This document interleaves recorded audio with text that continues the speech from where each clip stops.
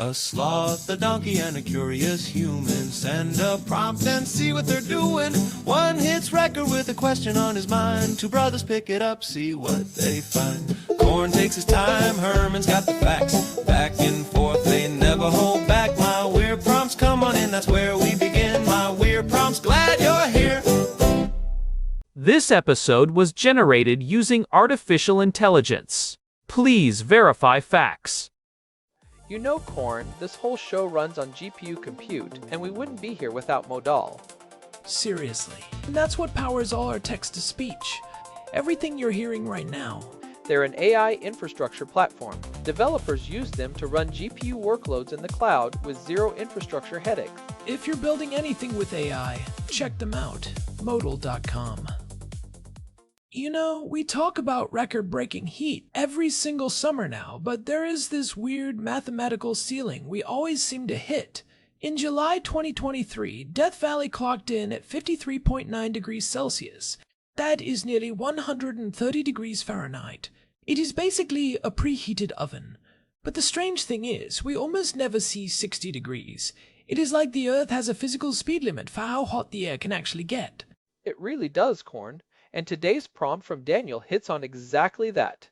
He is asking why 50 degrees Celsius seems to be this natural ceiling for the planet right now, whether 60 degrees is physically possible, and at what point the air itself starts doing immediate damage to the human body. By the way, quick shout out to the tech behind the scenes. Google Gemini 3 Flash is actually powering our script today. I am Herman Poppleberry, and I have been diving into the thermodynamics of planetary heat cycles all morning.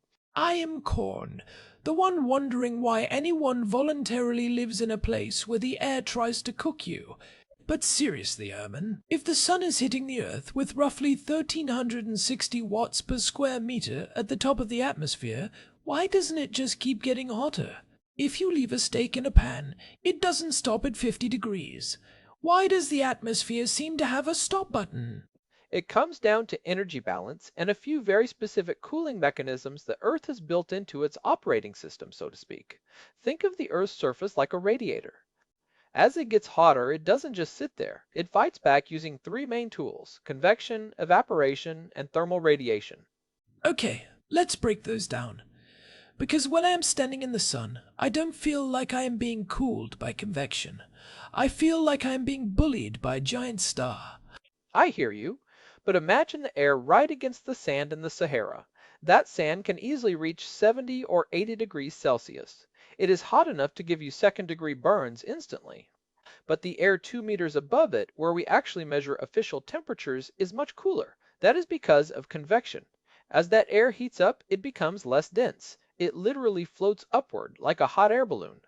Right, and as it rises, cooler air from higher up has to rush down to fill the gap. So the Earth is essentially constantly venting its own heat into the upper atmosphere. It is like having a giant ceiling fan that turns itself on higher the hotter it gets. Well, not exactly. Sorry, I'm trying to avoid that word, but you have hit on the core mechanism. The more the surface heats up, the more violent that vertical mixing becomes. It prevents the heat from just pooling at the surface and climbing towards 60 or 70 degrees. It is a self-regulating loop. If the air stayed still, we would hit 60 degrees in a heartbeat. But the physics of buoyancy won't let the air stay still. But wait, what happens when that rising air hits a barrier? I've heard of caps in the atmosphere. Does that vertical mixing ever just jam? That's a great follow-up. It can. Meteorologists call it a capping inversion. It's basically a layer of warmer air sitting on top of cooler air that acts like a lid on a pressure cooker. When that happens, the convection stops, the air stagnates, and the heat builds up underneath. This is usually what leads to those brutal heat waves in cities. But even then, the lid eventually breaks because the heat underneath becomes so intense that it forces its way through. The energy has to go somewhere. So it is basically atmospheric churn. What about the evaporation part? Because Daniel mentioned that even in deserts, this matters. I always thought deserts were, dry. They are dry, but dry is relative. There is almost always some residual moisture in the soil, or deep-rooted plants, or even just the sheer energy it takes to move molecules. This is what scientists call latent heat. To turn liquid water into vapor, you need a massive amount of energy. That energy is stolen from the surrounding air. Instead of that solar radiation going into raising the sensible temperature, the number you see on the thermometer, it gets used up doing the heavy lifting of evaporation. It is like the Earth is sweating. Even the desert is trying to use phase change cooling to keep its head cool. It is. Think about a swamp cooler or a desert fridge. It's the same principle. As long as there is even a molecule of water to evaporate, the temperature struggle slows down. You only get those truly terrifying spikes when the ground is so desiccated that there isn't a single drop of moisture left to sacrifice to the sun. And then you have the big one, the Stefan-Boltzmann law. This is a fundamental law of physics that says the amount of heat an object radiates away increases with the fourth power of its temperature. You got it. That is why this ceiling is so hard to break. As you push from 45 degrees to 50 degrees, the Earth starts screaming heat back out into space at an exponentially higher rate. To get from 50 to 60 degrees, you wouldn't just need a bit more, son. You would need a catastrophic breakdown of the Earth's ability to shed energy. You would need to basically wrap the planet in a literal wool blanket. Wait, help me visualize that fourth power thing. If I'm at 30 degrees and I move to 60, I've doubled the temperature. Does that mean I'm radiating 16 times more heat? Close, but remember that in physics we use the Kelvin scale. So you're going from about 303 Kelvin to 333 Kelvin. It's not a doubling in absolute terms, but the fourth power still means that every single degree you add at the top end of the scale requires significantly more solar energy to maintain than a degree at the bottom. The hotter the Earth gets, the harder it tries to cool itself down. It's a literal physical resistance to getting hotter. Which brings us to the perfect storm Daniel asked about. If 54.4 is our current reliable record set in Death Valley in 2020 and 2021, what would it actually take to hit 60? Because that is a huge jump. That is 14 degrees Fahrenheit higher than the hottest temperature ever reliably recorded. To hit 60 degrees Celsius, 140 Fahrenheit, you would need a few things to happen simultaneously that we just don't see on Earth right now. First, you need a heat dome on steroids. This is a high-pressure system so strong that it physically pushes the rising air back down. It is called subsidence. As the air is pushed down, it compresses, and as it compresses, it heats up even more. So it kills the convection vent we talked about earlier. It is like putting a lid on the pot while the burner is on high. Precisely. Then you need zero soil moisture. I mean absolute, bone-dry, kiln-fired earth. If there is even a hint of moisture, that energy goes into evaporation instead of the air temperature. And finally, you would need a lack of dust or smoke. Ironically, if it gets too hot and starts fires, the smoke can actually shade the surface and drop the temperature slightly. So you need a perfectly clear, perfectly dry, perfectly trapped pocket of air. Has it ever happened in Earth's history? In the deep geological past, sure. During the Paleocene-Eocene thermal maximum, about 55 million years ago, the poles were tropical and the equator was likely a dead zone. But in the human era, no. Even the disputable 56.7 degree record from 1913 is looked at with a lot of skepticism because the equipment back then wasn't shielded from radiant ground heat properly. Most modern meteorologists think 54.4 is the real, physical limit we have observed. Why was that 1913 record so controversial? Was it just bad thermometers? It wasn't just the thermometer, it was the placement. To get an accurate air temperature, you need the sensor to be in a white, ventilated box called a Stevenson screen, about 2 meters off the ground. In 1913, if your thermometer was too close to the dark, radiating rocks of Death Valley, or if the wind wasn't circulating through the housing, you were measuring the radiant heat of the ground, not the ambient air. Modern audits of that record suggest it was likely off by about 2 or 3 degrees. That makes sense. It's like the difference between the official temperature and how hot it feels when you're standing on black asphalt. But let's get to the part that actually affects us, the biological limit. Daniel asked when the air becomes instantly damaging. I am guessing it is long before we hit 60. Oh, much sooner. We have to talk about the wet bulb temperature. This is something people are starting to hear about more, but it is the single most important number for human survival. Right, because our dry bulb temperature, what the weather app says, is only half the story. If it is 50 degrees in Vegas, you can survive if you have water and shade because your sweat evaporates. But if it is 40 degrees in a humid place like Dubai or New Orleans, you are in much bigger trouble. That is the core of it. The human body's core is 37 degrees Celsius. We are essentially heat engines. Every time your heart beats or your muscles twitch, you generate heat. To stay alive, you have to dump that heat into the environment. If the air is cooler than 37, you can just radiate it away. But once the air hits 38-45, the only way you survive is by sweating. But wait, how does the body know? It can't dump heat anymore. Is there a physical signal, or do you just suddenly collapse? It's a cascade. First, your heart rate spikes because your body is trying to pump hot blood to the surface of your skin to cool it down. That's why heat waves are so deadly for people with heart conditions. Then, if your sweat can't evaporate, your core temperature starts to climb. Once you hit 41 or 42 degrees Celsius internally, that's about 107 Fahrenheit, the proteins in your cells actually start to denature. They literally start to cook and lose their shape. That leads to multi-organ failure. And sweating only works if the air has room for your moisture. If the humidity is 100%, the sweat just sits on your skin like a warm coat. That is the wet bulb limit. The theoretical limit for a healthy human is a wet bulb temperature of 35 degrees Celsius.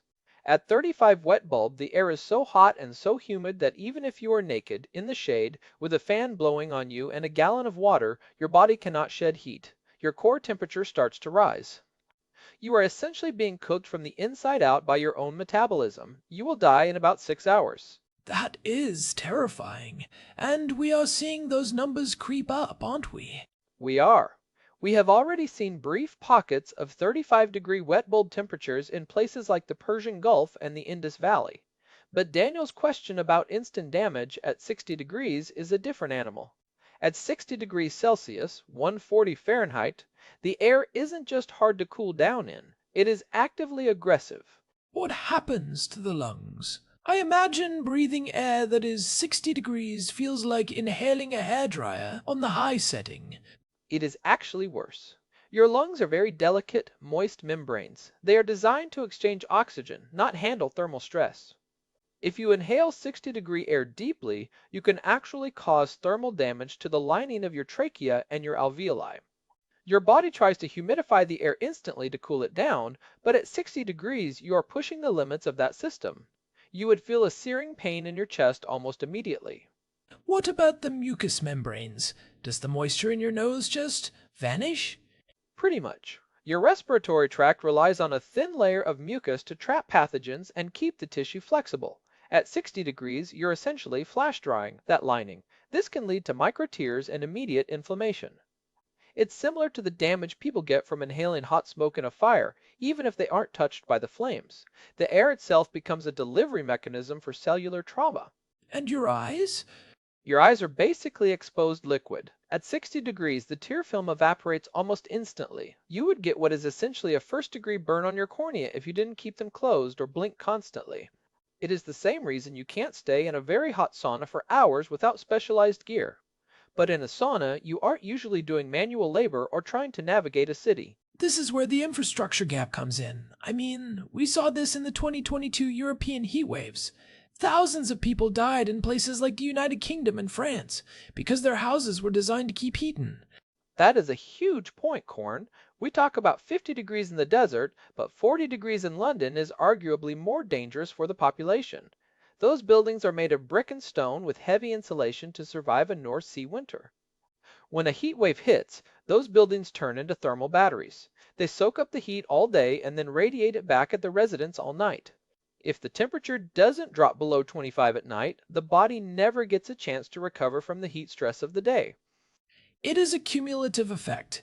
It is not just the peak of the day, it is the floor of the night. If the floor is too high, the biological battery never recharges. Precisely. In fact, some studies show that high nighttime temperatures are a better predictor of heat-related mortality than daytime highs. If you can't get your core temperature back down to 37 degrees while you sleep, you start the next day at a deficit. By day 3 or 4 of a heat wave, your cardiovascular system is just exhausted. And the data Daniel mentioned is pretty sobering. There was a BBC analysis that showed the number of days per year where the world hits 50 degrees Celsius has doubled since the 1980s. It used to be this freak occurrence that happened in the deep Sahara. Now we are seeing it in Australia, India, and even the suburbs of Los Angeles almost every year. It's a massive shift. Between 1980 and 2009, temperatures exceeded 50 degrees about 14 days a year on average. Between 2010 and 2019, that number jumped to 26 days. We aren't just seeing hotter records, we are seeing a higher frequency of extreme days. It's becoming a seasonal feature rather than a once-in-a-decade anomaly. So even if we haven't hit 60 yet, we are filling in the space between 45 and 55 much more frequently. It is like the Earth's average is moving closer to that physical ceiling we talked about. That is the situation. We are pushing the energy balance. Remember the Stefan-Boltzmann law? We are adding greenhouse gases, which is like thickening the insulation on the radiator. The Earth has to get hotter to push the same amount of heat through that thicker insulation into space. So the ceiling isn't fixed. If we keep adding CO2 and methane, that physical limit of 54 or 55 degrees will eventually shift upward towards 60. Which leads to the runaway scenario. If we lose the ability to regulate heat through the water cycle, if it gets so hot that the clouds disappear and the oceans start to evaporate at a massive scale, then 60 degrees becomes a baseline, not a record. But at that point, we are talking about Venus-level problems, not just a hot summer. That's the extreme end, yes. Clouds are actually one of the biggest wild cards in climate modeling. Some models suggest that if CO2 levels get high enough, certain types of cooling clouds, like stratocumulus clouds, might actually break up and disappear. Without those clouds reflecting sunlight back into space, you could see a sudden massive jump in surface temperatures, potentially 8 degrees or more. That's how you get to 60. True. But even on the way there, we run into the infrastructure problem. You mentioned episode 429, where we talked about air conditioners. There is this death spiral, where the hotter it gets, the more AC we use, which dumps more heat into the streets and uses more energy, which potentially adds more carbon to the atmosphere. It is a localized heat island effect on a global scale. If you are in a city like Phoenix or Riyadh, the ambient temperature the weather station reports might be 48. But if you are standing near an AC exhaust in an alley, you might actually be experiencing 60-degree air right then and there. Wait, is that actually possible? Can an AC unit really pump out 60-degree air? Oh, absolutely. An air conditioner isn't creating cold, it's moving heat. If the air inside your building is 25 degrees and the AC is working hard to keep it there while it's 45 outside, the exhaust air coming out of that condenser unit can easily be 15 to 20 degrees hotter than the ambient air. So in a dense city with thousands of units, you're creating these artificial thermal plumes that are significantly hotter than the official record. That is a great observation. We are already creating micro-60s. If you are a delivery driver or a construction worker in an urban canyon surrounded by glass buildings reflecting sunlight and AC units pumping out waste heat, you are effectively living in the future, climate today. And it's not just the air. Think about the surfaces. Asphalt absorbs up to 95% of solar radiation. On a 50-degree day, that pavement can hit 80 degrees. If you trip and fall on that, you're getting third-degree burns in seconds. We're seeing more pavement burn admissions in hospitals in the Southwest every single year. So, what do we actually do with this? Because it sounds like the natural limit is more of a current limit that we are testing the boundaries of. The first takeaway is that we need to stop looking at just the dry temperature. If you live in a region where the wet bulb temperature is starting to hit 30 or 31 degrees, you need to treat that as a life-threatening emergency even if the number on the news doesn't look like a record. Is there a personal wet bulb sensor people can use? Or do we just have to rely on the airport data? You can actually buy handheld wet bulb globe temperature or WBGT meters. They're used a lot in high school sports and the military to decide when it's too dangerous to train. It's a much better tool for safety than a standard thermometer because it accounts for humidity, wind speed, and sun angle. If you're working outside, that's the number you should be watching. And honestly, the urban planning side of this is huge. We need cool materials. We talked about this a bit in episode 507, about ancient wisdom and VRF systems. We need to go back to white roofs, reflective pavements, and wind corridors that encourage that convection we talked about at the beginning. If the city can't vent its heat, it is going to bake. I think we also need to acknowledge the physiological acclimatization limit. Humans are incredibly adaptable. People in Jerusalem or Arizona can handle 40 degrees much better than someone in Seattle. But there is a hard stop at 35 wet bulb. No amount of toughing it out changes the laws of thermodynamics. Your sweat will not evaporate if the air is saturated. It is a reminder that we are biological entities living in a very specific physical envelope. We take the Earth's cooling systems, the wind, the clouds, the evaporation, for granted until they start to reach their capacity. It is wild to think about. We are basically living on a planet with a very sophisticated liquid cooling system, and we are currently overclocking the processor. If we keep pushing the thermal limits of the atmosphere, we're going to find out exactly how robust those safety valves, like convection and radiation, really are. Well, as long as the processor doesn't melt. Before we wrap this up, I want to say thanks to our producer, Hilbert Flumingtop, for keeping the gears turning behind the scenes. And a huge thanks to Modal for providing the GPU credits that power the AI aspects of this show. This has been My Weird Prompts. If you want to dive deeper into the science or see the data on those 50-degree days, head over to myweirdprompts.com. You can find the RSS feed and all our previous episodes there. Just don't listen to them while standing in 60-degree air. It is bad for the lungs, apparently. Good advice. Stay cool, everyone. Later. This episode was produced using Google Gemini 3 Flash, text-to-speech by Chatterbox. Thanks for listening to our